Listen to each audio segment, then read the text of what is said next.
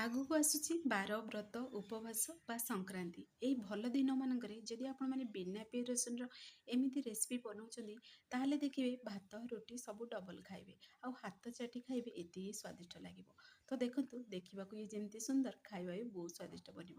ପୁରାପୁରି ନୂଆ ତରିକାରେ ବନିବ, ନୂଆ ସ୍ୱାଦରେ ବନିବ, ବହୁତ ୟୁନିକ୍ ଶୈଳୀରେ। ତ ଆପଣମାନେ ଯଦି ଥରେ ଏଇ ରେସିପି ବନାଉଛନ୍ତି ଦେଖିବେ ସବୁବେଳେ ଯେବେ ବି ପୋଟଳ ଘରକୁ ଆସିବ ଏଇ ରେସିପିଟି ହିଁ ବନେଇବାକୁ ପସନ୍ଦ କରିବେ। ତ ଦେଖନ୍ତୁ, ଆପଣମାନଙ୍କୁ ପାଖରୁ ବି ଦେଖାଉଛି। ଆଶା କରୁଛି ଆଜିର ଭିଡ଼ିଓଟି ଆପଣମାନଙ୍କୁ ପସନ୍ଦ ଆସିବ। ତ ଚାଲନ୍ତୁ ଲେଟ୍ ନ କରି ରେସିପିଟି ପ୍ରସ୍ତୁତ କରିବା। ନମସ୍କାର, ଜୟ ଜଗନ୍ନାଥ ପାଇଁ ଝିଲି କୁକିଂକୁ ଆପଣମାନଙ୍କୁ ଅନେକ ଅନେକ ସ୍ୱାଗତ। ପ୍ରଥମେ ଆମେ କିଛି ଆଳୁ ନେବା, ପୋଟଳ ନେବା, ଆଉ ଦେଖନ୍ତୁ ଏଠି ମୁଁ ନେଇଛି ଖଣ୍ଡେ ନଡ଼ିଆ।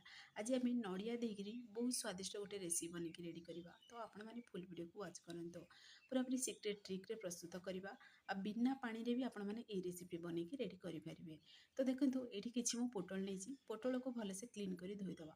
ଧୋଇ ସାରିବା ପରେ ଦୁଇରୁ ତିନି ଥର ଦୁଇ ସାଇଡ଼୍ର ଦେଖନ୍ତୁ ଦୁଇ ପାର୍ଟସକୁ ପ୍ରଥମେ କଟିଂ କରିଦେବେ।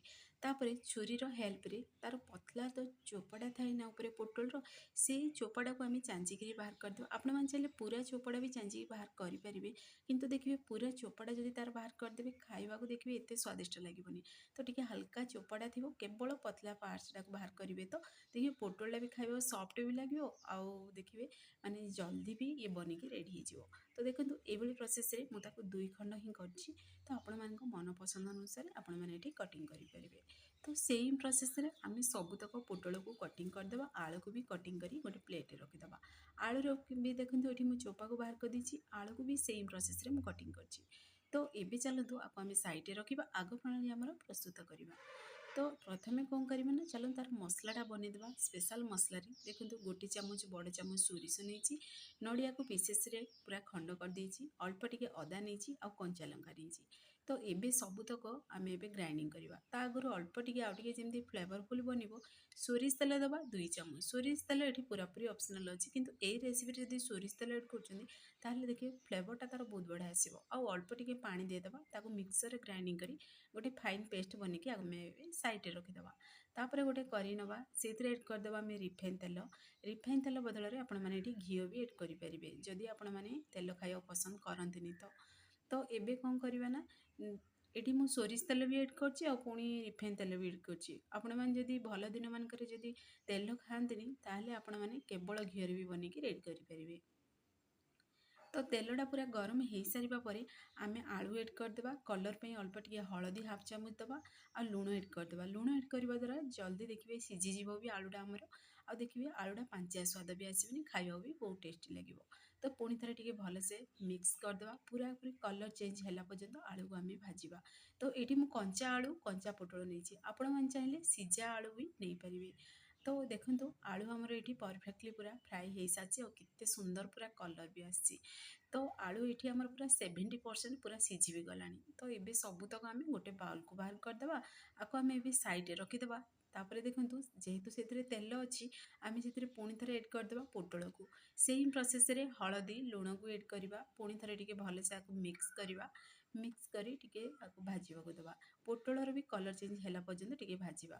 ଆପଣମାନେ ଦେଖିକି ଜାଣିପାରୁଥିବେ, ମାନେ ପୋଟଳ ଆପଣମାନଙ୍କୁ ଆଗକୁ ଦେଖେଇବି ଭାଜି ସାରିବା ପରେ ବି ଯେମିତି ସେମିତି କଲର୍ ଅଛି, ବିଲକୁଲ ବି ଚେଞ୍ଜ ହେବନି। ଯଦି ହଳଦୀ ଗୁଣ୍ଡ ଅଳ୍ପ ଟିକେ ଏଡ୍ କରିଦେବେ ତାହେଲେ ଦେଖିବେ ପୋଟଳର କଲର୍ ବିଲକୁଲ ବି ଚେଞ୍ଜ ହେବନି ଆଉ ଖାଇବା ବି ବହୁତ ସ୍ୱାଦିଷ୍ଟ ଲାଗେ, ପୁରାପୁରି ସଫ୍ଟ ବନେ।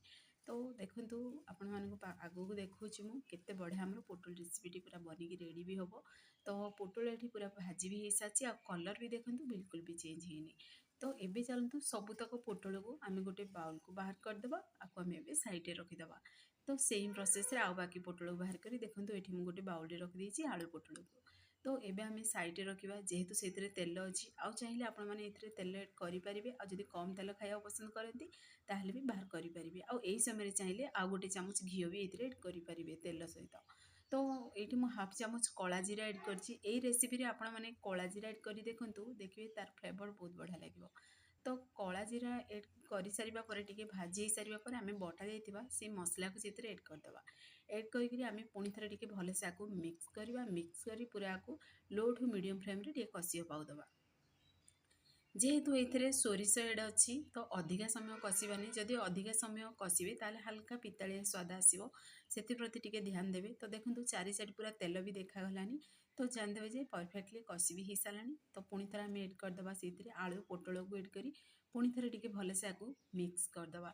तो देखिए अधिका कषिबेनि मुझे कहली ये यही समय भी आपण मैंने कषिबे मसला सहित पोटल आलू को। तो देखिए परफेक्टली पूरा स्वाद आसीज।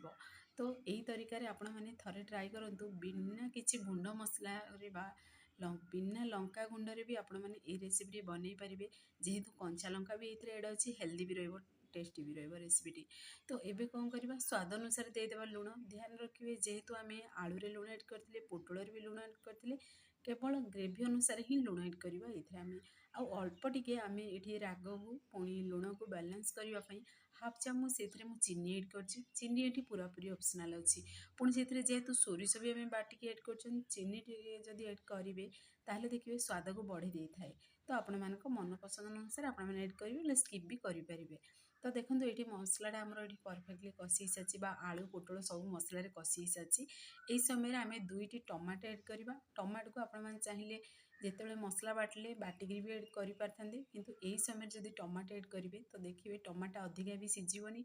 आपण मैंने चाहिए तरकारी खाइबा समय साइड पूरा चकटिकी भी टमाटो खाईपारे बहुत स्वादिष्ट लगे।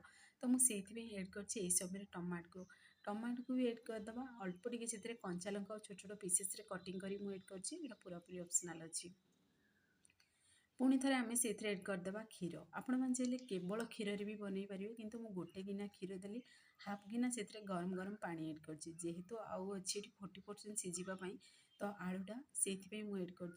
तो आपण मैंने चाहिए केवल माने बिना पानी रे भी रेसिपी बनई रेडी करेंगे केवल क्षीर को एड करी। तो ये प्रोसेस रे टिके मिक्स करदे मिक्स हो सारा पर आम से कभर को टिके बंद करदे कभर को बंद कर किसी समय टिके सीझा देवा 5 मिनट पूरा मीडियम फ्लेम रे सीझा देवे। 5 मिनट पर आपण मानक देखुँ देखूँ केते बढ़िया आम रेसिपी बनिकी रेडी होती। आ देखो परफेक्टली पूरा झोल अच्छी अधिका को आम झोल को सुखेबानी जेहेतु देखिए रहीगला भी सी आउ टिके सुखा बनीज। तो आपण मैंने नोटिस करें ये बिल्कुल भी काजू एड करना आम कि मगज एड करना कि पोस्त भी एड करना फिर भी देखो केते बढ़िया पूरा कलर भी आसी आ बहुत स्वादिष्ट भी लगुला।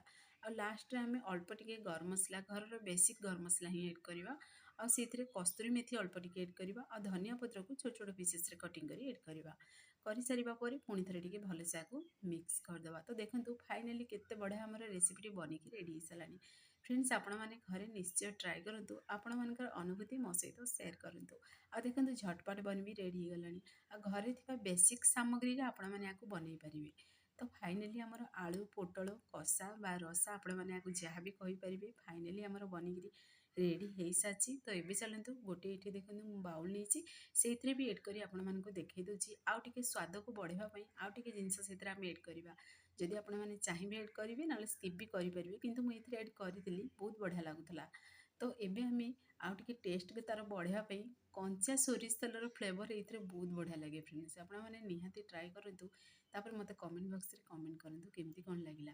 तापर लास्ट रे अल्प टिके लेंबू रस एड करवा लेंबू रस ये पूरापूरी ऑप्शनल अच्छी जेहेतु ये आम टमाटो एड कर कंचा लंका भी तार एड कर भी पूरापूरी ऑप्शनल अच्छी।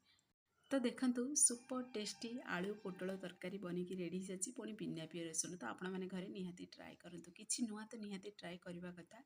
तो फ्रेंड्स आपण मैंने जब वीडियो मोर पसंद आसो सांग मानक शेयर करूँ लाइक करूँ चैनल जब नुआ अच्छा चैनल को मोर सब्सक्राइब कर दिंतु बेल आइकन क्लिक कर दिंतु जहाँफल मोर सब वीडियो नोटिफिकेशन प्रथम आपण मानक पहुँचो।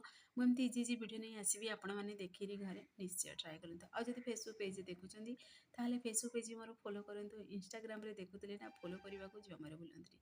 आ कौ जिलूर देखुं मत कमेंट माध्यम जनातु मत भी खुशी लगे मो वीडियो केदूर पर्यंत पहुँचुची।